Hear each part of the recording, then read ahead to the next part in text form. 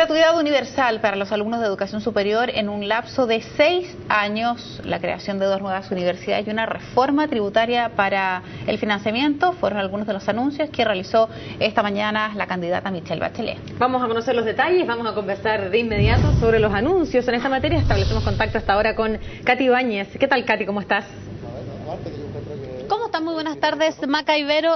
Son las declaraciones y las propuestas también que ha entregado la candidata del PS, PPD y más, Michelle Bachelet, y que queremos analizar, por supuesto, con uno de los organismos vinculados con esto, que mejor que los estudiantes. Sentamos con el presidente de la fecha, Andrés Philbon, con quien vamos a abordar parte de lo que ya había señalado antes Michelle Bachelet. ¿Cómo estás, Andrés? Buenas tardes. Hola, buenas tardes. Venga, tú. Bien, también, bueno, en términos generales, ¿cuál es la primera impresión que te dan las propuestas que ha presentado Michelle Bachelet? Bueno, por un lado es una demostración de que Chile ha cambiado, de que las mismas coaliciones que construyeron el modelo educativo contra el cual nos hemos estado movilizando se ven justamente forzadas a hacer promesas de la dirección contraria, y eso demuestra cuán relevantes han sido nuestras movilizaciones. Pero principalmente dejar en claro de que es muy fácil hacer promesas en un año electoral. Acá hay que recordar que en la práctica la concertación estuvo a favor del lucro el año 2010, el año 2011 y el año 2012, por ejemplo, con el hito más relevante cuando ni siquiera fueron capaces de votar a favor de un informe que denunciaba el lucro en la educación. El año 2013 parece que ahora están en contra del lucro en la educación, pero que vaya a ocurrir el 2014, el 2015 y el 2016, obviamente que es un misterio. En ese sentido, aquí lo fundamental, por lo mismo, es no caer en estos cantos de sirena, sino que entender que la forma en la cual van a llegar los cambios que hemos estado exigiendo es en la medida que los propios movimientos sociales nos hagamos cargo de construir el futuro que hemos estado demandando. Ahora, uno de los ejes esenciales tiene que ver con una de las propuestas o con una de las peticiones más bien que ustedes han hecho, que tiene que ver con la educación gratuita. Apuesta Michelle Bachelet a 6 años. ¿Qué les parece eso? Mira, suena extraño educación gratuita proveniente de esta famosa nueva mayoría que incluye a personas como Sergio Vitar, como Pilar Armanet y como tantos otros constructores de este modelo educativo. Nosotros siempre hemos sido responsables y sabemos que la educación gratuita no se construye de la noche a la mañana. Pero cuando uno se da cuenta de que lo que ha hecho la concertación todos estos últimos años y también estas últimas semanas van en la dirección contraria, entonces uno tendría que suponer que la única forma en que esto fuera a ocurrir es con que el liderazgo de Michelle Bachelet fuese tan potente que fuese capaz de guiar realmente la concertación a algo muy diferente. Y hemos tenido demostraciones claras de que ese liderazgo no es tal. Ni siquiera fue capaz de conducir a la concertación algo tan poco relevante como unas primarias parlamentarias. La concertación con Michelle Bachelet en Chile tampoco ha sido capaz de dar un rechazo tajante a los proyectos de ley heredados por Harald Beyer, que vienen a atacar a la educación pública y a legitimar el lucro en la educación superior. Entonces, ¿con qué condiciones uno supone que estos proyectos de ley van a poder avanzar? Y por eso quiero insistir en el punto central.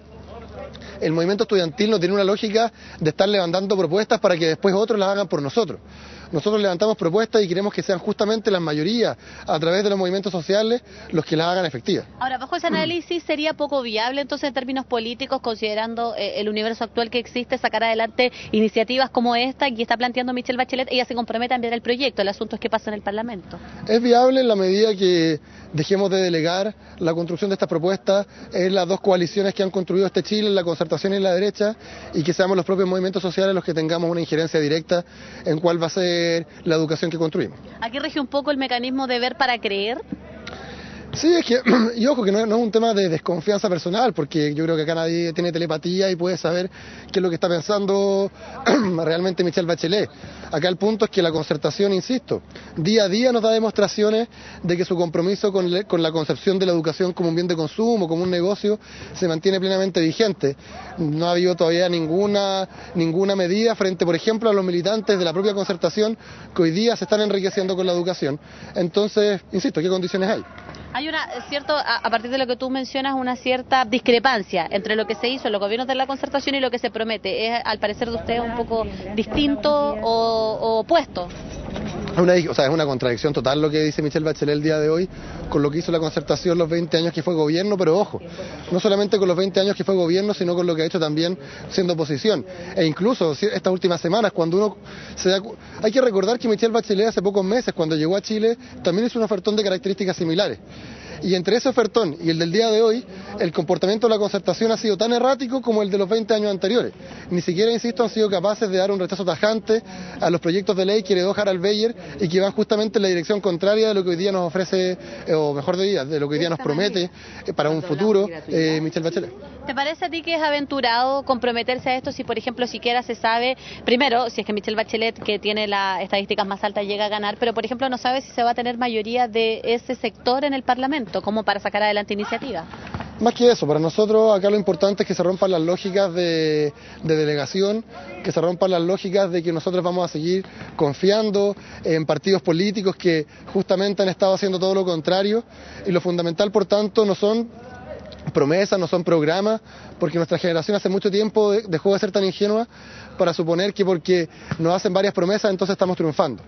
Lo que a nosotros nos interesa es que haya un espacio de poder, un espacio de participación mucho más directa para la ciudadanía en su conjunto, para quienes hemos levantado justamente estos temas sobre la mesa, porque voy a ser bien enfático, que el movimiento estudiantil ha madurado, ya no quiere seguir teniendo esta lógica peticionista donde nosotros levantamos ideas y después otros hacen cargo por nosotros, sino que queremos nosotros mismos hacernos cargo de la educación que hemos estado exigiendo. Ahora, en ese sentido, hay un anuncio también que tiene que ver con el programa crear nuevas universidades, Aysén y O'Higgins, universidades estatales. ¿Qué te parece a ti eso? Nosotros siempre hemos insistido que una de nuestras demandas fundamentales tiene que ver con la defensa en el fondo y la profundización de la educación pública en el país. No solamente a nivel universitario, sino que también, por ejemplo, a nivel técnico profesional. Una de nuestras demandas centrales ha sido la creación de una red técnica estatal y nadie se ha referido al respecto. Sin embargo, hay dos comentarios que me gustaría hacer respecto a esa propuesta en particular. Por un lado, evidentemente que es necesario más universidades regionales estatales, pero en la misma región de O'Higgins hubo una sede de la Universidad del Paraíso en Rengo, hubo una sede de la Universidad de la UTEM en San Fernando, y ambas universidades colapsaron y murieron justamente por el abandono en la cual la dejaron los propios gobiernos de la concertación. Y no solamente respecto a las universidades estatales regionales.